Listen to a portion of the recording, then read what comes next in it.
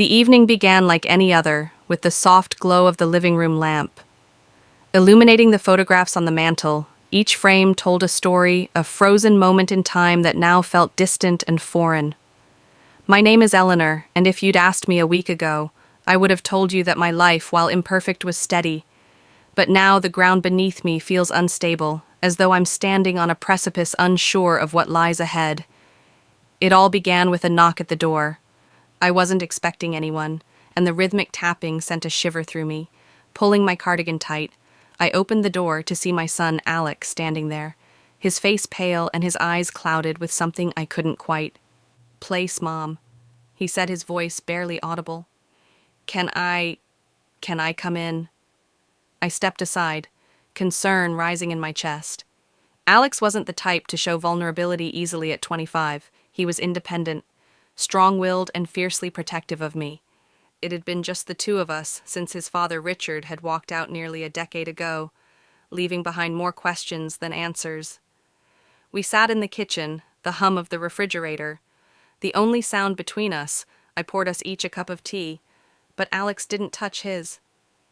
Instead, he stared into the steaming liquid, his hands clenched around the mug. "What's wrong?" I finally asked, unable to bear the silence any longer.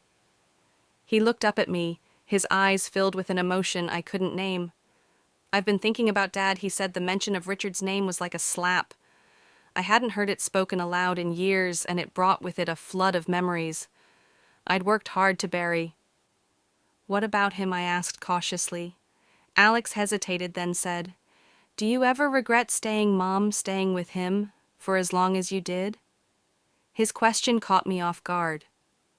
Regret was a word I'd avoided for so long, afraid that acknowledging it would unravel everything I'd fought to hold together.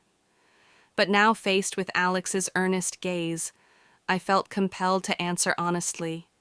"I don't regret giving you a family," I said slowly, "but I do regret the years I spent convincing myself that things would get better when they never did."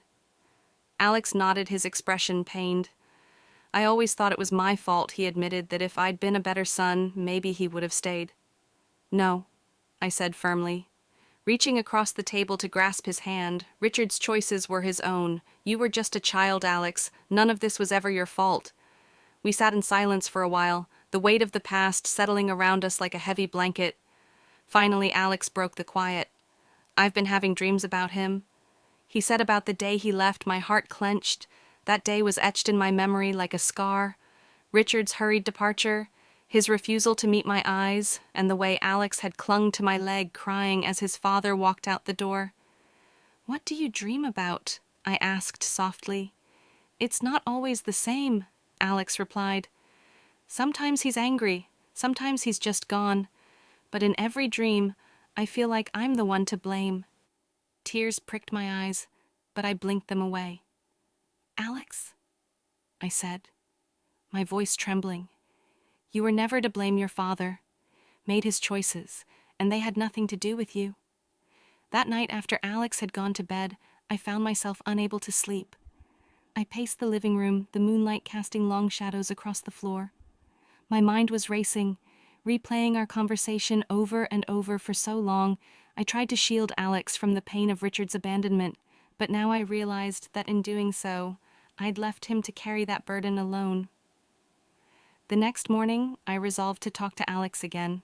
I needed him to understand that he wasn't alone in his pain, that we could face it together over breakfast. I broke the subject cautiously. "Alex, I've been thinking about what you said last night," I began. He looked up from his plate, his expression guarded. "Yeah," I said.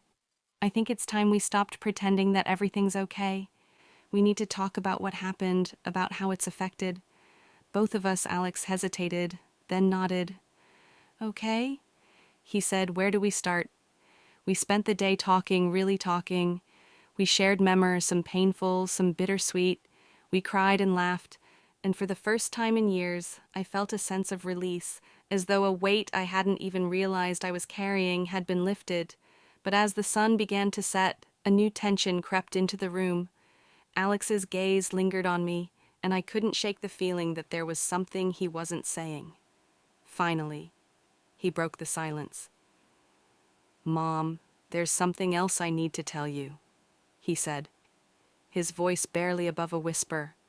My heart raced. "What is it?" Alex looked away, his jaw tightening. "I've been seeing someone," he said, relief washed over me, but it was short-lived the way he said it. The tension in his voice told me there was more to the story. "Who is it?" I asked gently.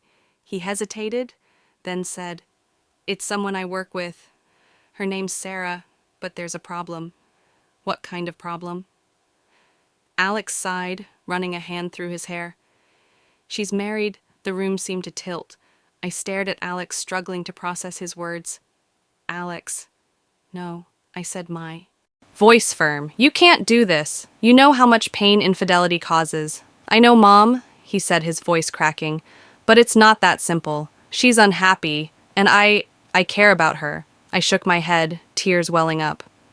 "Alex, you deserve someone who can give you their whole heart, not someone who's tied to someone else. I didn't plan for this to happen," he said, his voice rising. "I didn't ask for it, but now that it has, I can't just walk away." We argued late into the night, our voices echoing through the house. I begged him to reconsider, to think about the consequences. But Alex was stubborn, and I could see that his heart was already entangled in the days that followed.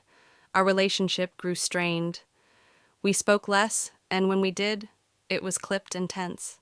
I felt like I was losing him, and it terrified me one evening as I sat alone in the living room, the weight of everything crashing down on me. Alex walked in. He sat down across from me, his expression somber. "Mom," he said, his voice soft. I ended it. Relief flooded through me, but it was tempered by the sadness in his eyes. "Are you okay?" I asked. He shook his head. "No, but I will be that night." We talked for hours, and for the first time in weeks, I felt a glimmer of hope. Alex was hurting, but he was strong, and I knew he would get through this as I watched him sleep on the couch, his face peaceful for the first time in days. I realized how much he'd grown. He wasn't a boy anymore. He was a man navigating the complexities of life the best he could in the weeks that followed. Alex and I grew closer than ever. We faced our pain together, and in doing so, we found a new strength. Our bond was unshakable, forged through hardship and healing, and while the scars of the past would always remain, they were a testament to our resilience, because in the end, it wasn't the pain that defined us. It was the love that saw us through.